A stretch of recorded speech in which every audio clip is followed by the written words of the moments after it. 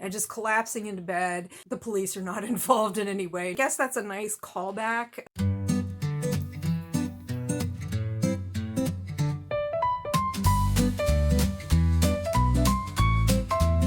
Hi, I'm Sac Marionette, doing business as Bargain Counter Argument, and I'm a middle-aged lady in a tiara, counting down to Valentine's Day, and it is February 10th, day 10, and I'm having a really, really rough day.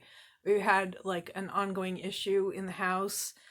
I think we've more or less dealt with it, at least for now, but it was just kind of like first thing in the morning, first thing when I got back from my errands, and I have zero chill left. It's true. I'm here in my cozy red sweater with my bear in her cozy red sweater. And lighting was kind of a struggle, but I think I've got it. There's a joke, and there's an MST3K episode where the movie is very dimly lit, and one of the robots makes the joke that, oh, this was lit by an itty bitty book light. Well, I have a floor lamp, and I got my itty bitty book light, and it was actually not too bad. Hang on. Yeah, it's actually not too bad as a supplement to that light, but it would not stay clipped onto it would not stay clipped onto the phone. It just sprung right off. And I was like, well, I kind of need it so I can read things from these books. So, anyway, I thought that was kind of fun. And you're like, oh, why didn't you edit this out? Maybe I did. Let's see. Today I read Meet Cute, the story in Meet Cute, which is... it was...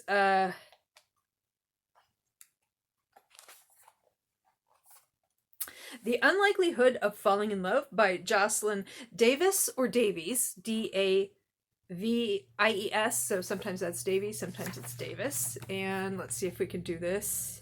I like this itty bitty book light. I just got it recently. There is the design. You can see the shadow from the phone. Some sort of ombre effect on the hearts. Some of them are light, some of them are dark. It's very pretty. Let's see. Maybe I will turn on the itty bitty book light. There you go. Again, you're getting the shadow from the phone. Some days are just like that. Lighting is constantly a challenge because I am so pale that I'm not going to talk about that. So I enjoyed this story. It was about a girl who's a high school junior, and she's taking AP statistics, and so she kind of looks at chance meetings from a statistical perspective, and it's a lot of fun. I enjoyed it. Let's see. One of the things I liked is that she's in this AP stats, and she's like, there are 16 students, and she's the only female student. She does her project on this guy she saw on the subway. They were going on opposing trains, and she's trying to figure out if she can see him again and use statistics and data about how the subway trains move in order to figure that out. And I liked how her male teacher and her male fellow students just like really got into it, and they were just like having so much fun. They weren't like teasing her in a mean way. They were just like really supportive, and I was like, that's very cool. I liked that. That was very nice. Also very nice for a day like this, which I can't tell you how awful this day has been, was coming home from my errands and at least temporarily resolving the household crisis and just collapsing into bed with Bianca and picking up my Nora Roberts book. This is One Man's Art, and I previewed it yesterday, and I actually ended up reading about half of it during reading sprints with Sarah and Stormy on Sarah's channel. That's reading category romance, and she is linked in the description along with Kristin of the Never Ending TBR and Kristin's Corner, because they are on this Countdown to Valentine's Day Meet Cute kind of voyage. Kristin's doing a YouTube short every day on each story. I think, I know Sarah's reading the stories. I think she's going to do like a more holistic wrap up after she finishes the book. I'm kind of splitting the difference. I will do a full wrap up when I'm done with the book, but I'm also kind of giving initial impressions as I go.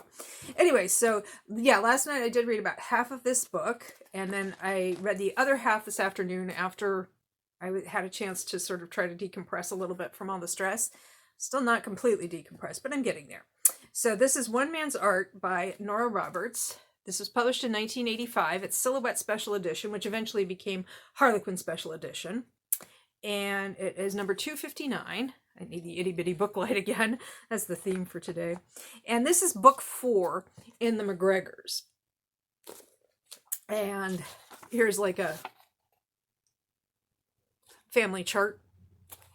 And last night when we were in the sprints, I was like, this book fell apart on me. And they were like, oh no. And I was like, no, literally, physically, it fell apart on me. The narrative is fine. The book fell apart.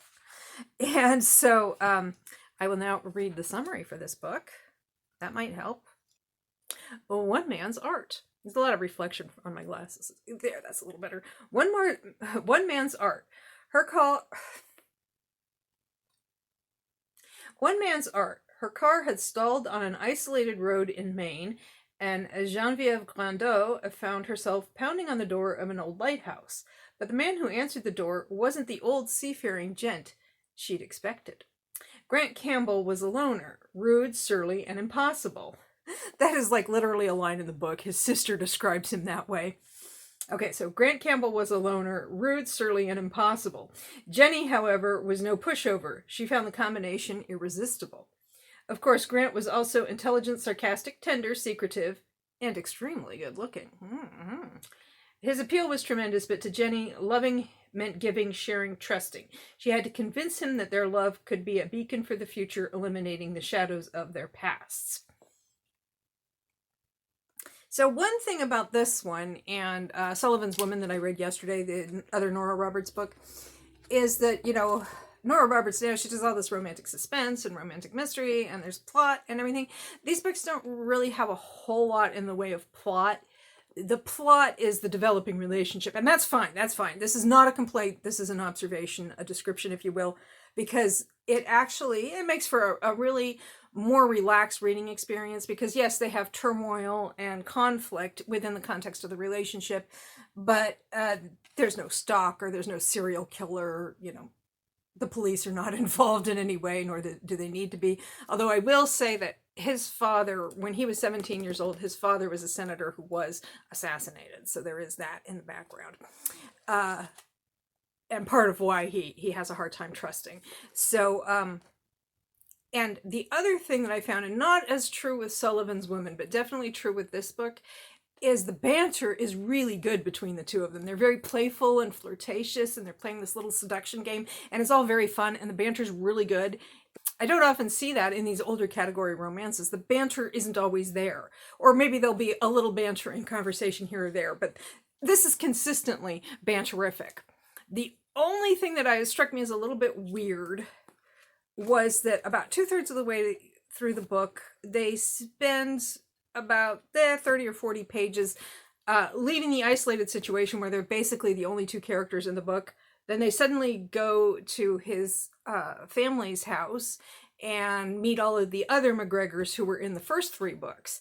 And you get a little bit of catch up with them, including 2 of them who are having marital difficulties. And then they go off and they talk about it. And we are privy to that private discussion away from the main characters. And I guess that's a nice callback, a nice update for readers who've been following the McGregors.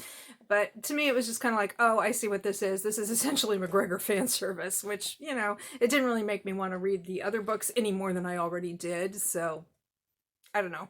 I could have done without that, but I think it was probably a nice little bonus for people who had been following the stories all along. So yeah, that's good. By the way, the McGregors ended up being about 10 books long, including and not including I think there's like a McGregor 6.5, some novellas and so on. And some of those were actually historical.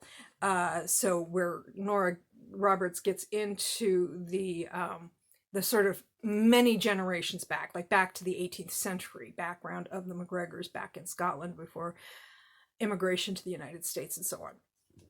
So I did really enjoy this. That interlude where they meet all of the other McGregors, and he's not a McGregor, he's a Campbell, but he's related to the McGregors by marriage. That interlude where they go to the house and they meet them all, it wasn't too jarring. It was kind of jarring because otherwise this story was very kind of insular, just the 2 of them. But I mean, I did notice it, but I wasn't bummed out about it or anything. It didn't stress me out, which was good because that was in the part of the book that I read today after having such a bad morning and early afternoon. So I enjoyed this. Okay, I think this video went fairly well, actually, considering how the rest of my day's been. But I'm really struggling to bring it in for a landing. So I'm just going to say, I hope you enjoyed this video. And if you did, please like, comment, share, subscribe, or don't. I am not the boss of you, and I hope you have a good day. Or night.